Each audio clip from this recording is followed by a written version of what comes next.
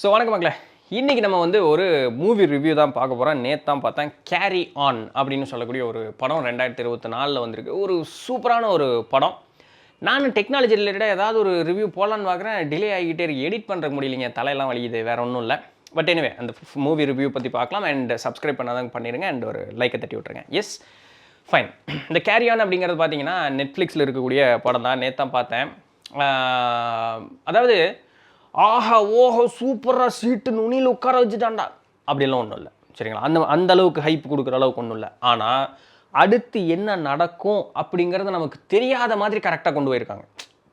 அடுத்து என்ன நடக்கும்னே தெரியாத மாதிரியும் பயங்கர அந்த ஒரு ஹைப்போடவே இந்த ஐ எம் லெஜெண்டுன்னு படம் பார்த்துருக்கீங்களா?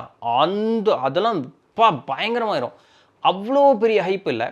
பட் படம் வந்து ஒரு 1.25 மணி நேரம் படம் இருக்குது. நல்லா இருக்குது. ஒரு தடவை பார்க்கலாம், அதுக்கு மீறி பார்க்க முடியாது. ஒரு தடவை பார்க்கலாம், நல்லா இருக்குது.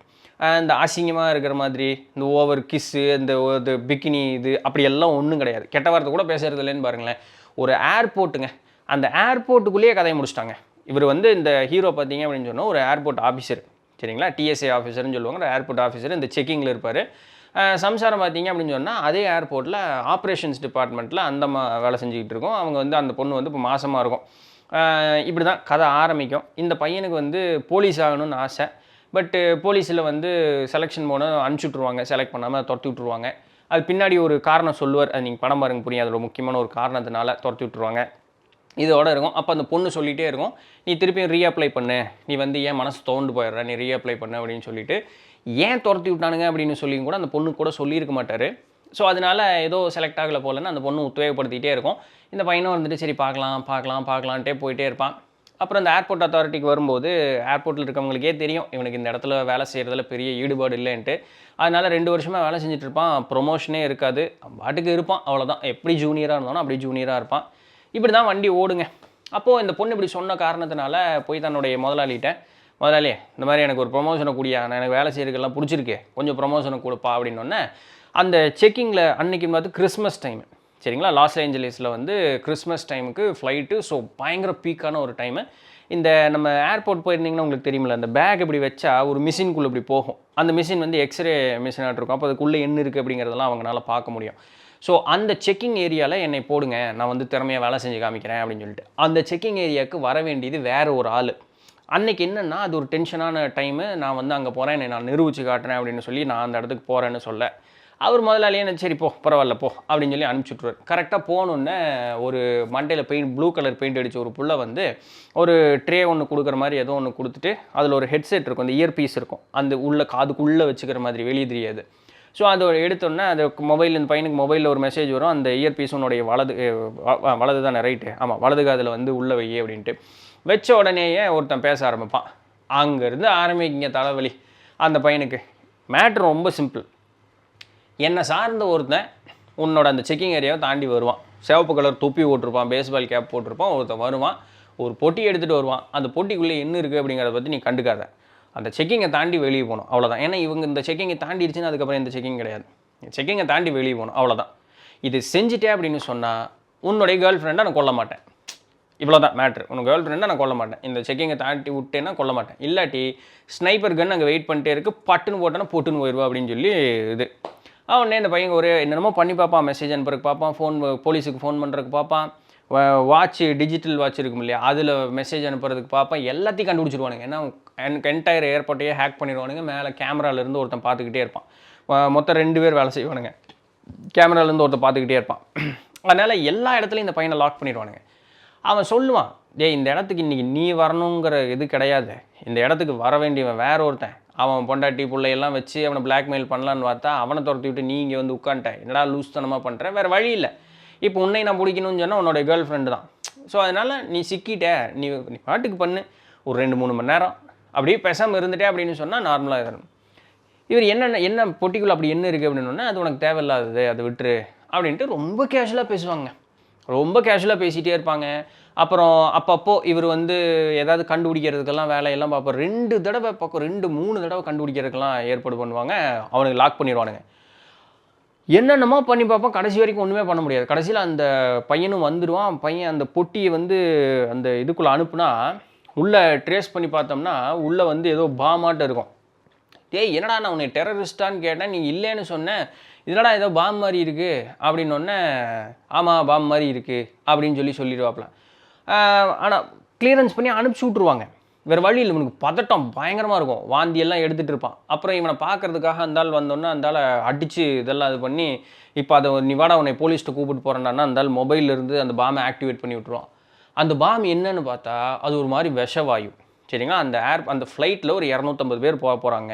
இந்த 250 பேர் மர்டர் பண்ணணும். ஆக்சுவலாக அது கான்செப்டில் அங்கே இருக்கக்கூடிய ஒரே ஒரு அரசியல்வாதி பொம்பளையை கொல்லணும், இதுதாங்க மேட்ரு. அப்போது அந்த பாய்சனை வந்து அந்த ஃப்ளைட்டுக்குள்ளே இது போடணும் அப்படின்னு சொல்லி, இப்போது ஏர்போர்ட்டுக்குள்ளேயே அதை வந்து ஆக்டிவேட் பண்ணி விட்ருவான். ஏர்போர்ட்டுக்குள்ளேயே ஆக்டிவேட் பண்ணோன்னே என்ன ஆகும், அங்கே கிட்டத்தட்ட 10,000 பேர் இருப்பாங்க. ஒன்று என்ன சொல்லுவான், 250 பேர் சாகணுமா 10,000 பேர் சாகணுமா நீ முடிவு பண்ணிக்கோ அப்படின்னோன்னு, சரிடா வாடா வந்து டீஆக்டிவேட் பண்ணுறேன். நான் ஏன் டீஆக்டிவேட் பண்ணோம், நீ தானே ஏற்ற பண்ண, இப்போது நான் எப்படி அதை டீஆக்டிவேட் பண்ணணும்னு நான் சொல்கிறேன், நீயே போய் பண்ணுடா அப்படின்ட்டு. அங்கே போகும்பொழுது அப்புறம் ஒரு தர்ம சங்கடமான ஒரு சூழல் அங்கே ஒரு இடத்துல நடக்கும். அப்புறம் அதெல்லாம் நீங்கள் பார்த்தீங்கன்னா புரியும். ஏன்னா அங்கே 1-2 பேர்த்த போட்டு தள்ளிடுவாங்க. டேய் ஏன்டா அவனை போய் கொன்னீங்க அப்படிங்கிற மாதிரி இருக்கும். அந்த மாதிரி 1-2 கேரக்டரை போட்டு தள்ளிடுவாங்க. நல்ல கேரக்டராக இருப்பாங்க. இந்த கதை எழுதுகிறவனுக்கு நல்ல கேரக்டரில் கொள்றதே வேலையாக போச்சு. அப்படி ஒரு சம்பவம் அந்த இடத்துல நடக்கும். அப்புறம் அந்த பாமை ஒரு மாதிரி டீஆக்டிவேட் பண்ணிடுவான்னு பாருங்களேன். பண்ணிவிட்டு திருப்பியும் அந்த கேஸை வந்து இவங்ககிட்ட கொடுத்துருவாங்க. அப்புறம் அந்த பாமை தூக்கிட்டு வந்தான்ல ஒருத்தன், அவனையுமே இந்த பையனை மாதிரி தான் அவனை மிரட்டிட்டு இருப்பாங்க. அவங்க அதுலேயும் அந்த இயர்பீஸ் ஒன்று இருக்கும். ஸோ அவனையும் ஒருத்தனை அவனுக்கு பிடிச்சவனை வச்சு மிரட்டிகிட்டு இருப்பானே. இதே மாதிரி ஒரு குழப்பத்தோடு போங்க நமக்கே.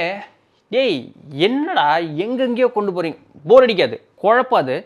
என்னடா இங்கே வந்தால் இப்போ முடிஞ்சிடும்னு பார்த்தா டக்குன்னு சிக்கிட்டான், இங்கே முடிஞ்சிடும்னு பார்த்தா இங்கேயும் சிக்கிட்டான், என்னடா பண்ண போகிறீங்க, இது எப்படா ஒரு இடத்துக்கு முடியும் அப்படின்னு பார்த்தா கடைசியில் முடியாது. அந்த பாம்பு ஃப்ளைட்டுக்குள்ளே போயிடும். அந்த பாம் ஃப்ளைட்டுக்குள்ளே போனதுக்கப்புறம் அதுக்குள்ளே என்ன ஆகும், போலீஸ் ஒரு மாதிரி இன்வால்வ் ஆகி போலீஸ் எல்லாம் உள்ளே வந்துடும். அப்போது இவங்களுக்கு புரிஞ்சிடும் இந்த ஏர்போர்ட்டு ஒரு டெரரிஸ்ட் குரூப்புக்கு மத்தியில் இருக்குது அப்படின்ட்டு. இப்போ இவங்க டெரரிஸ்டான்னு கேட்டால் இல்லை, இவங்கெல்லாம் ப்ரொஃபஷ்னல்ஸ். டெரரிஸ்ட்டுன்னு சொல்லி தீவிரவாதின்னு சொல்லாமல் இது ஒரு ஏஜென்சி மாதிரி. எதுக்கெல்லாம் ஏஜென்சி வருங்க, ஒருத்தன் என்ன காசு கொடுத்து செய்யணும்னு சொன்னாலும் அதை திறன் வாய்ந்த செயலாக செய்து முடிப்பது அப்படிங்கிறது இவங்களுடைய ஏஜென்சியினுடைய வேலையாக. மானங்கெட்ட உழைப்பு, ஆனால் அதில் எவ்வளோ ஒரு பெருமை பார்த்தீங்களா. சரி, இந்த மாதிரி ஒரு ஏஜென்சி கீழே தான் அவங்க வேலை செஞ்சிட்ருப்பாங்க. அந்த பாம் ஃப்ளைட்டுக்குள்ளேயும் போயிடும். அந்த காங்கிரஸ் பொம்மைன்னு சொல்லுவாங்கள்ல, அந்த அரசியல்வாதி பொம்பளை, அந்த ஃப்ளைட்டுக்குள்ளேயும் போயிடும். ஹீரோ வந்து அந்த ஃப்ளைட்டுக்கு வெளியே இருந்து ஃப்ளைட்டை துரத்திட்டே போவார். பழைய காலத்து விஜயகாந்த் படம் மாதிரி இருக்குன்னு வச்சுக்கோங்களேன். ஆப்வியஸ்லி நமக்கு தெரியும் ஹீரோ தான் ஜெயிக்க போகிறாருன்னு, இல்லைன்னு இல்லை. ஆனால் அந்த படம் முழுசு நம்மளை கொண்டு வந்த அந்த ஒரு விதம் இருக்கும் பாருங்க, அந்த வில்லனுடைய அந்த ஒரு அடாசிட்டி அப்படிம்பாங்களே, டே உன்னால் முடியாதுடா, நீ காணுறா, நீ லாய்க்கத்தவன்டா, உன்னால் முடியாது, நீ எல்லாம் வந்து சொன்னதை கேட்டு மட்டும்தான் நடக்கிறதுக்கு உண்டான அந்த ஒரு உச்சகட்ட ஒரு திமிரிலேயே வந்து அந்த வில்லன் பேசிகிட்டே இருப்பான். ஹீரோனால் லிட்ரலாகவே ஒன்றும் பண்ண முடியாது. என்ன நம்ம முயற்சி பண்ணாலுமே அவனுக்கு ஹீரோவை கொண்டு வந்து கார்னர் பண்ணிடுவானுங்க. அப்படி நம்மளுக்கு வந்து அந்த வில்லனை பார்த்தா டே அப்படிங்கிற மாதிரி கொண்டு வந்து அந்த ஒரு எண்டு கொடுத்துருப்பாங்க பாருங்க. பா இன்றைக்கி நான் தின்ன சோறு எனக்கு செரிச்சிருண்டா அப்படிங்கிற மாதிரி ஒரு ட்விஸ்ட் அந்த இடத்துல கொடுத்து நிறுத்தியிருப்பாங்க பாருங்க. செம்மையாக இருக்கும். அண்ட் படத்தினுடைய அந்த லாஸ்ட் 1 minute ஒரு மகிழ்ச்சியான ஒரு சீனும் அந்த இடத்துல வச்சுருப்பாங்க. ஸோ இப்படி தான் அந்த படம் இருக்கும். ஸோ ஒரு ஏர்போர்ட்டில் அந்த ஃப்ளைட்டு டேக் ஆஃப் ஆகிறதுக்குள்ளே கிளியரன்ஸ் முடிஞ்சு ஃப்ளைட் டேக் ஆஃப் ஆகிறதுக்கு 2 மணி நேரம் இருக்கும். ஸோ மொத்த கதையுமே ஒரு 2லேருந்து 2.5 மணி நேரத்துக்குள்ளே ஒரு ஏர்போர்ட்டுக்குள்ளே என்ன நடக்குது அப்படிங்கிறது தான். வெறும் அந்த ஏர்போர்ட் ப்ரிமிசஸ்க்குள்ளேயே நடந்துக்கிட்டே இருக்கும். இதுதான் கதை. சூப்பராக எடுத்திருக்காங்க. ஒரு தடவை பார்க்கலாம், போர் அடிக்காமல் பார்க்கலாம். நெட்ஃப்ளிக்ஸில் இருக்குது, கேரி ஆன் அப்படின்னு சொல்லக்கூடிய அந்த ஒரு படம். ஸோ பாருங்கள், பார்த்துட்டு உங்களுடைய ரிவ்யூ என்ன அப்படிங்கிறதையும் கீழே கமெண்ட் பண்ணுங்கள்.